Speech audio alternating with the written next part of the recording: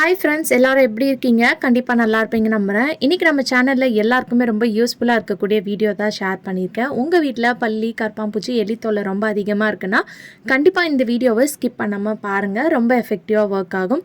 அதுக்கு முன்னாடி நீங்கள் இப்போ தான் நம்ம சேனலை ஃபஸ்ட் டைம் பார்க்குறீங்கன்னா இப்போவே சப்ஸ்கிரைப் பண்ணிக்கோங்க. கூட இருக்க பெல் சிம்பிளை கிளிக் பண்ணிக்கோங்க. இப்போ வாங்க வீடியோக்குள்ளே போகலாம்.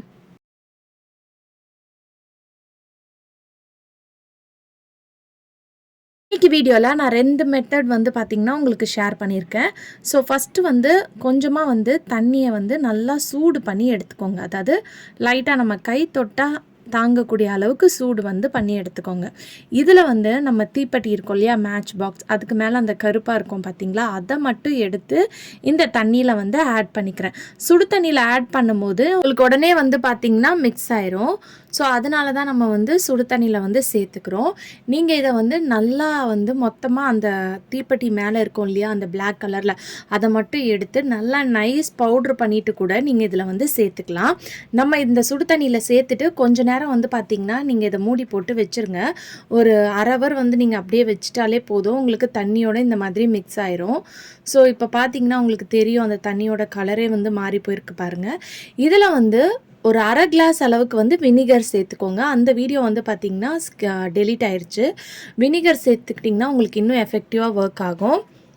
இப்போ நம்ம ரெடி பண்ணி வச்சுருக்க இந்த சொல்யூஷனை ஸ்ப்ரே பாட்டிலில் சேர்த்துக்கலாம். அப்படி ஸ்ப்ரே பாட்டில் இல்லைன்னா ஏதாவது வாட்டர் பாட்டில் இருந்துச்சுன்னா அதில் கூட நீங்கள் கேப்பில் ஹோல்ஸ் போட்டு நீங்கள் சேர்த்து யூஸ் பண்ணிக்கலாம். இப்போ இந்த தண்ணியை நீங்கள் கிச்சன் கவுண்டர் டாப்பில், கேஸ் ஸ்டவ்லலாம் நைட் டைமில் ஸ்ப்ரே பண்ணி விடும்போது இந்த கரப்பான்பூச்சி, பல்லிலாம் பார்த்திங்கன்னா வரவே வராது. எலியும் பார்த்திங்கன்னா உங்களுக்கு வராது. மெயினாக இந்த மாதிரி டோரோட பேக் சைட்லலாம் பண்ணி விடுங்க. இந்த மாதிரி கேப்லலாம் தான் பார்த்திங்கன்னா இருக்கும். இந்த மாதிரி வாஷிங் மிஷின் கடியில், ஃப்ரிட்ஜு கடியில், அதே மாதிரி விண்டோ ஜன்னல்லையும் நீங்கள் ஸ்ப்ரே பண்ணி விடுங்க. ஜன்னல்லையும் ஸ்ப்ரே பண்ணி விட்டிங்கன்னா உங்களுக்கு அங்கெல்லாம் இருந்துச்சுன்னா கண்டிப்பாக கரப்பான்பூச்சி இறந்து போயிடும். இது பார்த்திங்கன்னா அடுத்த நாள் காலையில் நான் ஸ்ப்ரே பண்ணி விட்ட இடத்துல பார்த்திங்கன்னா கரப்பான்பூச்சி செத்து போய் கிடக்குது.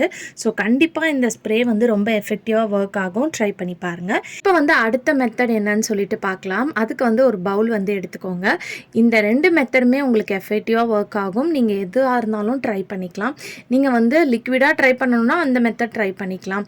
நம்ம எலியெல்லாம் இந்த ஸ்மெல் இருக்கு இல்லையா, அந்த ஸ்ப்ரே நம்ம ரெடி பண்ணி வச்சுருக்க அந்த ஸ்மெல்லுக்கே பார்த்திங்கன்னா உங்கள் வீட்டு பக்கம் வராது. ஸோ இந்த மாதிரி சாலிடாக ரெடி பண்ணி வச்சாலும் நீங்கள் எலி சாப்பிட்டுட்டு அதுக்கப்புறம் உங்கள் வீட்டு பக்கம் வரவே வராது.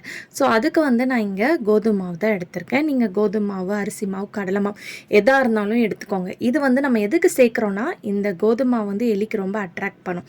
ஸோ அதை சப்பாத்தி மாவு மாதிரி பிசைஞ்சு எடுத்துக்கோங்க. இப்போ நம்ம அந்த தீப்பெட்டியோட முனையில் இருக்கும் இல்லையா பிளாக் கலர், அதை எல்லாத்தையும் ஒரு நியூஸ் பேப்பரில் சேர்த்து நல்லா பவுட்ரு பண்ணி எடுத்துக்கோங்க.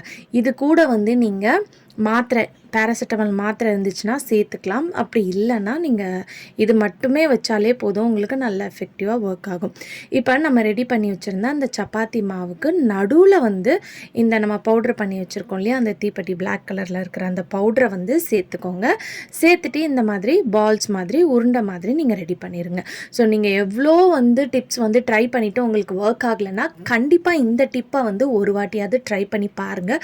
ரொம்ப எஃபெக்டிவாக ஒர்க் ஆகும். நிறைய பேர் கார் பார்க்கிங்கில் வைக்கலாமான்னு கேட்குறீங்க. கண்டிப்பாக வைக்கலாம். அதே மாதிரி உங்கள் கார்டன்லலாம் எலி அட்டகாசம் ரொம்ப அதிகமாக இருக்குன்னா இந்த மெத்தடை ட்ரை பண்ணி பாருங்கள். ரொம்ப எஃபெக்டிவாக ஒர்க் ஆகும். பட் கிட்ஸ் இருக்காங்க, பெட்ஸ் இருக்காங்கன்னா அவங்களோட சேஃப்டி நம்மளுக்கு ரொம்ப முக்கியம். ஸோ நைட் டைமில் கண்டிப்பாக இந்த டிப்பை ட்ரை பண்ணிவிட்டு அடுத்த நாள் காலையில் பார்த்துட்டு இருந்துச்சுன்னா அதை எடுத்து தூக்கி போட்டுருங்க. ஸோ இந்த மாதிரி நம்ம எவ்வளோ பால்ஸ் ரெடி பண்ணி வச்சுருக்கோமோ அத்தனை பால்ஸ்லேயும் இந்த பிளாக் கலரில் இருக்கக்கூடிய அந்த பவுடர், அதாவது தீப்பெட்டியோட அந்த பவுடர், அதை இந்த மாதிரி போட்டு வச்சுக்கோங்க.